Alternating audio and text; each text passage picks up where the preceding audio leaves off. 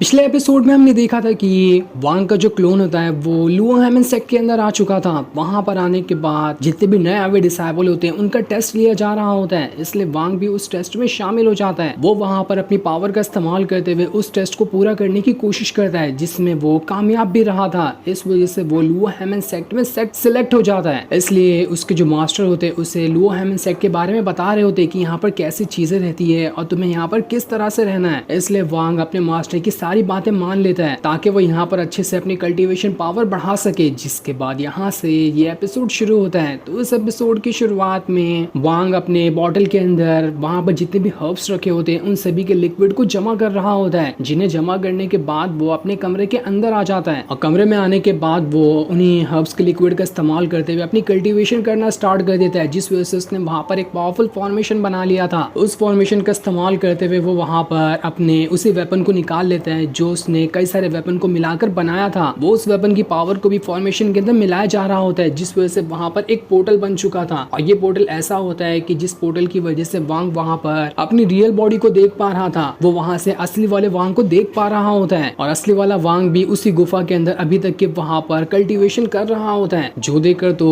वो घोस्ट भी हैरान था कि यहाँ पर तो कमाल ही हो गया, यहाँ पर तो हम आसानी के साथ वांग के रियल फॉर्म को देख सकते हैं। वो देखो वहां पर बेचारा बेहोश पड़ा हुआ है और बेहोश होने के साथ वो अपनी कल्टीवेशन कर रहा है और उसका क्लोन देखो यहाँ पर मजे कर रहा है। वो सोल वहां पर वांग के क्लोन से कह रहा होता है, आपने तो यहाँ पर कमाल ही कर दिया, अब तो हम यहाँ से रियल वांग को आसानी से देखकर उससे कुछ जरूरत की चीजें पूछ भी सकते हैं। जिस पर क्लोन वांग कहता है, हाँ तुमने बिल्कुल ठीक कहा, लेकिन अभी मुझे कुछ दूसरा काम है, इसलिए मैं वहां पर जा रहा हूँ। लेकिन तभी जिस फर्नेस की वजह से उसने वहां पर वो फॉर्मेशन बनाया था, वो फर्नेस ही वहां पर ब्लास्ट हो जाता है, जिस वजह से पूरे घर में धमाका हो चुका था। ये देखकर तो वांग और वो सोल भी हैरान रहते कि आखिर यहाँ पर इस फर्नेस को हुआ क्या, ये इसने यहाँ पर इस फॉर्मेशन को क्यों नहीं संभाल पाया। वांग खुद में कहता है, शायद मुझे भी ठीक तरह से एल्केमी करना नहीं आता है, इसे सीखने के लिए तो मैं यहाँ पर लुओ हेमन सेक्ट में आया हूँ। यहाँ पर मैं अगर अच्छी तरह से एल्केमी करना सीख जाऊँ तो उसके बाद कभी भी ये फर्नेस वगैरह नहीं टूटेंगे और मैं आसानी के साथ जो चाहूँ वो चीज को कल्टीवेट कर सकता हूँ। वो सोल वहां पर वांग के क्लोन से कह रहा होता है, देखो तुमने अभी तक के यहाँ के 5 एल्केमी फर्नेस को ब्लास्ट कर ही दिया है, तुम कितने ज्यादा ब्लास्ट करना चाहते हो, थोड़ा सा आराम कर लो। लेकिन वांग कहता है, तुम्हें क्या लगता है कि मैं यहाँ पर आराम करने के लिए आया हूँ? ऐसा नहीं है, मुझे यहाँ पर जल्द से जल्द अपनी पावर को बढ़ाना है, इसलिए मैं यहाँ पर आराम तो नहीं कर सकता। 200 भी फूट जाएंगे ये एल्केमी फर्नेस, तब भी मुझे कोई फर्क नहीं पड़ता, मुझे यहाँ पर बस अपनी पावर को बढ़ानी है। वो सोल वहां पर कह रहा होता है, आपके तो मास्टर भी है ना, अगर आपको कुछ चीज समझ नहीं आती तो आप अपने मास्टर से जाके पूछ लो ना, वो आपको अच्छे से बता देंगे। लेकिन अगर हम यहाँ पर इसी तरह से फर्नेस को तोड़ते हुए अपनी कल्टीवेशन पावर ठीक से नहीं बढ़ा पाएंगे तो इसमें काफी ज्यादा टाइम भी लग सकता है और रियल वांग जो है उसके पास उतना ज्यादा टाइम नहीं बचा। लेकिन वांग वहां पर मास्टर के पास जाने के लिए तैयार नहीं था। वो वहां पर एक और फर्नेस निकाल लेता है, उसके अंदर भी वो पिल को रिफाइन करने की कोशिश करता है ताकि इस बार तो फर्नेस फूटे बगैर ही वो पिल वहां पर रिफाइन हो जाए। वांग ने अपनी पावर का इस्तेमाल करना स्टार्ट कर दिया था, जिस वजह से धीरे धीरे वो फर्नेस जो होता है वहां पर गर्म होने लगता है और उसके अंदर पिल रिफाइन भी होने लगती है। ऐसा लग रहा था कि इस बार तो वो पिल को रिफाइन करके ही रहेगा और ये फर्नेस यहाँ पर नहीं फूटेगा, लेकिन ये भी उसकी गलतफहमी होती है। यहाँ पर छठा फर्नेस भी फूट चुका था। वांग से तो यहाँ पर ठीक तरह से एल्केमी हो ही नहीं पा रही है। वो सोल वहां पर कहता है, लगता है तुम लुओ हेमन सेक्ट का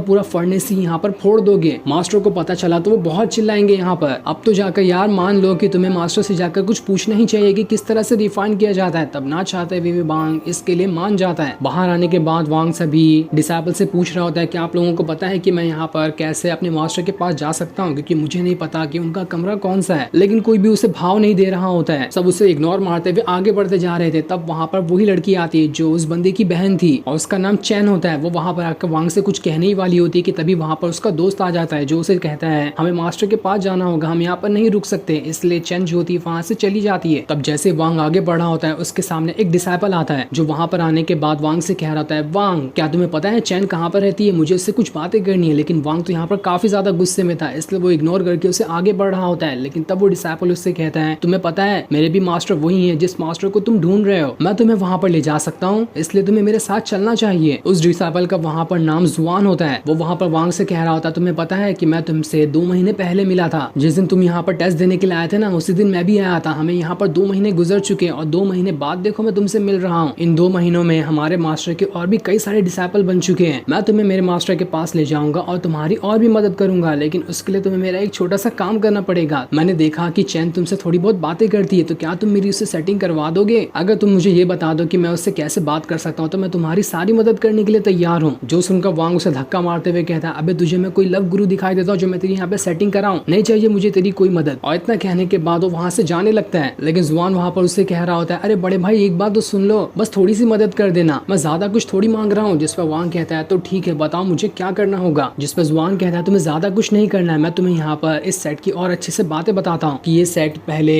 और भी कई गुना ज्यादा पावरफुल हुआ। उस टाइम पे यहाँ पर की एक डिसाइपल थी जिसका नाम ली मुवान था, वो बहुत ही ज्यादा पावरफुल थी। आज भी वो अभी तक के इस सेट में मौजूद है, जिसके पास अब काफी ज्यादा पावर हो चुकी है। वो तो यहाँ के मास्टर की भी सीनियर है। अगर तुम उसे एक बार देख लोगे तो बस उसे देखते ही रह जाओगे, वो सच में बहुत ही ज्यादा सुंदर है। अगर तुम यहाँ पर मेरी बात मानते हो तो मैं तुम्हें वहाँ पर ली मुवान के पास ले जाऊंगा, तुम वहाँ जाकर उससे कुछ बातें कर सकते हो और कुछ कल्टीवेशन से रिलेटेड चीजें भी पूछ सकते हो। इसलिए वांग वहाँ पर उसकी बात मान लेता है, जिस वजह से जुआन जो होता है उसे ली मुवान के पास लेकर आता है। जैसे वहाँ पर आता है, वांग की नजर ली मुवान पे पड़ती है। वो उससे कहता है जुआन तो बिल्कुल सही कह रहा था, ली मुवान तो बहुत ही ज्यादा सुंदर है। और जैसे वहाँ पर ली मुवान वांग की आवाज सुनती है, उसे लग गया था कि यहाँ पर वांग आ चुका है, इसलिए वो भागते हुए पीछे जाकर देखती है कि वांग यहाँ पर आया भी या फिर नहीं। वो जैसे पीछे मुड़ती है, उसे वहाँ पर वांग का क्लोन दिखाई देता है। उसे नहीं पता था कि ये वांग का क्लोन है, कि सच में यहाँ पर वांग आ चुका है। उसे तो लग रहा था कि ये असली वाला ही वांग है, इसलिए वो वांग के साथ बिताए अपने सारे के सारे पलों को याद करना शुरू कर देती है। कब उसने पहली बार वांग को देखा था, वो तो वांग को सबसे ज्यादा पसंद कर दी क्योंकि वांग ने उसकी हर मुसीबत में मदद की थी। लेकिन तब भी यहाँ पर ली मुवान जो होती है उतना क्लियर तरीके से वांग को नहीं पहचान पाती, क्योंकि जब पिछली बार उसने वांग को देखा था तो वो डिसाइपल गांव की बॉडी में था, लेकिन अब वहाँ पर वांग अपनी रियल बॉडी में आ गया होता है। ली मुवान को बस उसकी आवाज से ही पता चल चुका था कि आवाज उसने कहीं सुनी है, और उसी वजह से उसे लग रहा था कि ये तो बिल्कुल वांग की आवाज है और बिल्कुल उसी तरीके की इसके चाल ढाल भी है। वांग को यहाँ पर डाउट पड़ रहा होता है कि कहीं इसे पता तो नहीं चल कि मैं वही वांग हूँ जो ये मुझसे मिली थी। ली मुवान धीरे धीरे करते हुए वांग की तरफ ही बढ़ रही होती है। ऐसा लग रहा था कि वो वांग को पूरी तरह से पहचान चुकी है कि हाँ ये वही है जिसने हर खतरों में उसकी मदद की थी। वो वहाँ पर वांग के पास आने के बाद उससे पूछ रही होती है, क्या तुम वांग हो? क्योंकि तुम्हें देखकर मुझे किसी दूसरे इंसान के बारे में याद आ रहा है, क्योंकि बिल्कुल तुम्हारे जैसे किसी और इंसान से भी मैं मिली थी जिसने हर खतरों में मेरी मदद की। आज भी मैं उसे याद करती हूँ, लेकिन शायद मैं उसे कुछ ज्यादा ही याद कर ली हूँ, इसलिए मुझे तुम्हारे अंदर भी वही इंसान दिखाई दे रहा है। मुझे माफ कर देना कि मैंने तुम्हें कोई गलत इंसान समझ लिया। लेकिन वो सोल तो वहाँ पर एकदम ज्यादा हैरान था कि यहाँ पर तो ली मुवान ने वांग को नहीं पहचाना। ये तो बहुत अच्छी बात है, वरना तो अभी यहाँ पर रिवील हो जाता कि ये वांग कौन है। वांग को भी यहाँ पर काफी बुरा लग रहा होता है, उसे मन कर रहा था कि वो अपनी सच्चाई बता दे ली मुवान को कि वो कौन है, लेकिन तब भी वो यहाँ पर कुछ नहीं बताता। बस यहाँ पर एक डिसाइबल की तरह ली मुवान के पास आता है और उससे कहता है, मैं यहाँ पर आपसे कुछ मदद हासिल करने के लिए आया हूँ कि मैं किस तरह से यहाँ पर अपने एल्केमी को और ज्यादा एनहांस कर सकता हूँ। मैं जब भी एल्केमी करने जाता हूँ मेरा फर्नेस ही ब्लास्ट हो जाता है। जिस पर ली मुवान कहती है, जहाँ तक कि मैं तुम्हें देख पा रही हूँ तुम्हारे पास पावर तो बहुत ज्यादा है, लेकिन तुम्हारी पावर इतनी ज्यादा होने की वजह से वो बिल्कुल अनस्टेबल है। इसी वजह से तो तुम एल्केमी फर्नेस के जो फायर निकलती है उसे ठीक तरह से स्टेबल नहीं कर पा रहे हो। तुम्हें सबसे पहले अपनी पावर को स्टेबल करना पड़ेगा, उसके बाद ही तुम एल्केमी फर्नेस का इस्तेमाल ठीक तरह से कर पाओगे। जब तक तुम एल्केमी फर्नेस इस्तेमाल नहीं कर सकते तब तक तुम आखिर कैसे